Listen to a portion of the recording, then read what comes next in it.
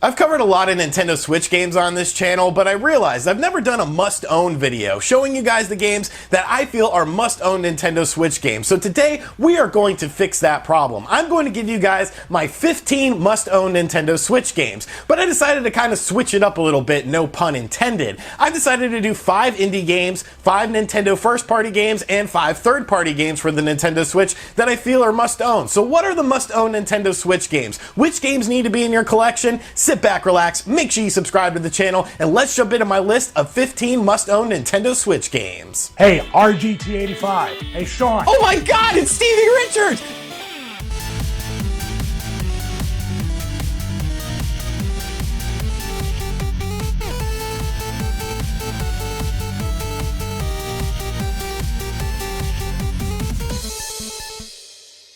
So starting things off, we are going to talk about indie games. Now there are a ton of different indie games for the Nintendo Switch, but these are the 5 that really stand out to me.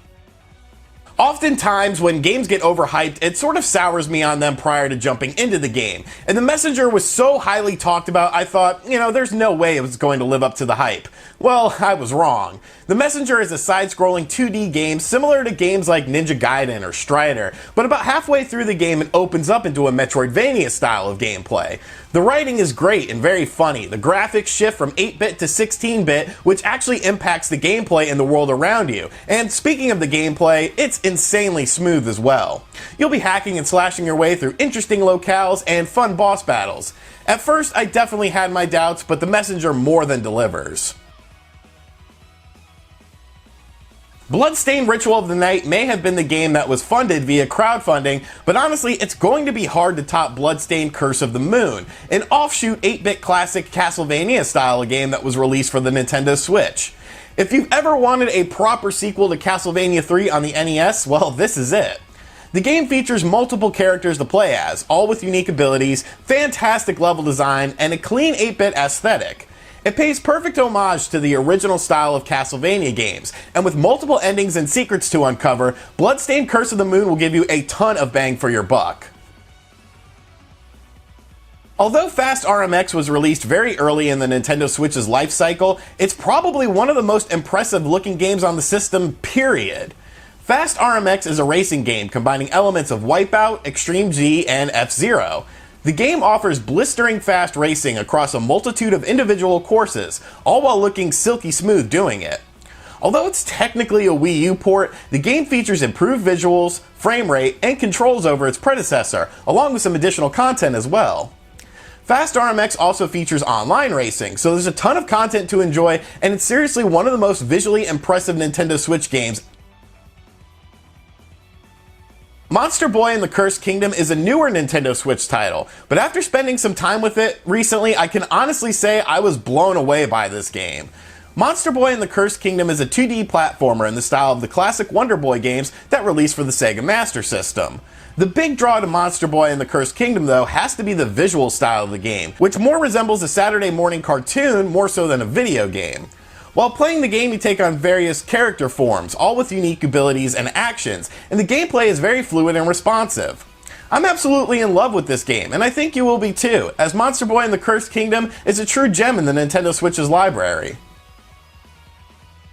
Roguelike games were a genre I never really explored until Dead Cells came along on the Nintendo Switch, and it pretty much set the bar of excellence for that genre. Dead Cells is a game in which you will die, a lot, but when you die, you return to the start of the game, but along the way you receive various abilities that you can then use for subsequent playthroughs of the game.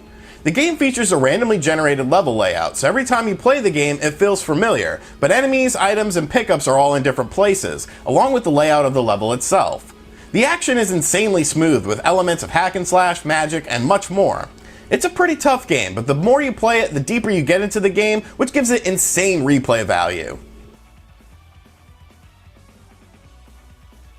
Next up, I want to talk about first-party Nintendo games that you absolutely must own for your Nintendo Switch. I'm sure a lot of you guys already own these titles, but I do want to go over my 5. The reason you bought a Nintendo Switch on day one was of course because of The Legend of Zelda Breath of the Wild, but in case for some reason you don't own the game yet, let me give you some reasons.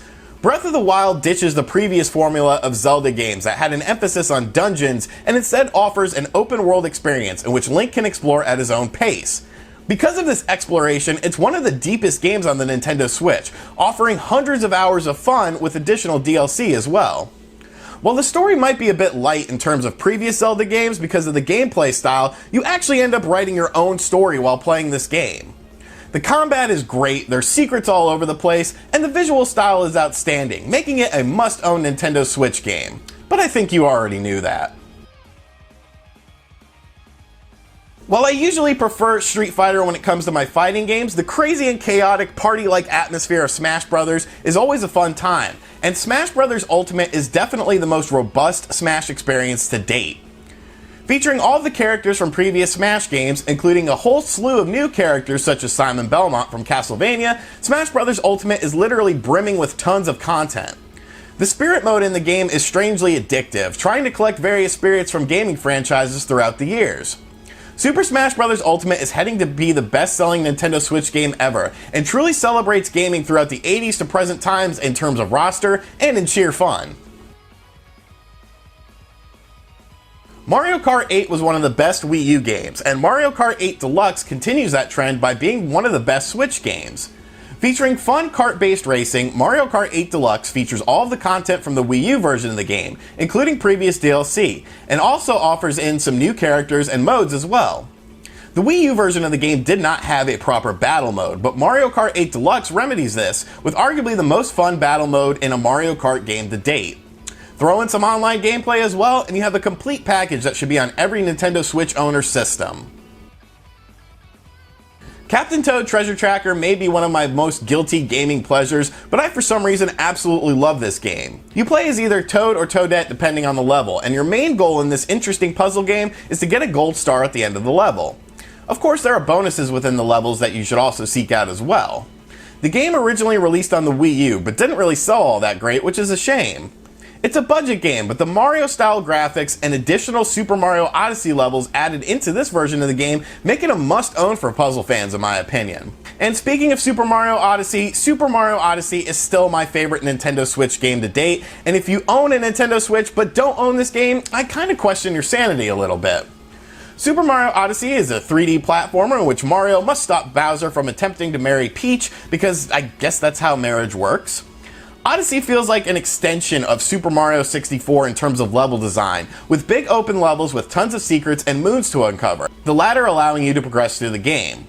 The levels are fun and creative, Mario gets a ton of outfits and abilities to use, and the game is just insanely fun. It also features the best level in a Mario video game ever, New Donk City. Don't argue with me on that. And finally, there's been a lot of third-party games on the Nintendo Switch. This was probably the most difficult portion for me to single out 5 games that I really enjoyed, but I think these 5 games are absolute must-owns. Obviously, there's going to be an RPG on the third-party list, and many people will put Octopath Traveler as their must-own RPG, which makes perfect sense. However, I prefer more action RPG games, and Ys 8 is one of my favorite action RPG games of all time now. After a ship you are on crashes onto a mysterious island, your goal as Adol is to find other survivors and try to escape the island. You quickly realize this is no normal island though, as huge monsters and dinosaur-like creatures known as primordials inhabit the land. The combat is the real star of this game though, allowing you to pick up to 3 characters in your party to dish out fast and furious attacks and magical abilities, and you can switch out characters on the fly. The island holds a ton of secrets, the story gets progressively more serious as you go along, and there's even a big plot twist and gameplay change about halfway through the game that really adds to the experience. Don't sleep on Ys 8, it's an absolutely fantastic game. Sports games are very subjective, and if you don't like the sport, you probably won't like the game. But I have to add NBA 2K19 to my must-own list for one simple reason. 2K takes this game very seriously. NBA 2K19 features some of the best, if not the best, realistic style of visuals seen on the Nintendo Switch, coming pretty damn close to the PS4 version of the game in terms of graphics and in content. It's a basketball simulation, so there really isn't much to say about the game.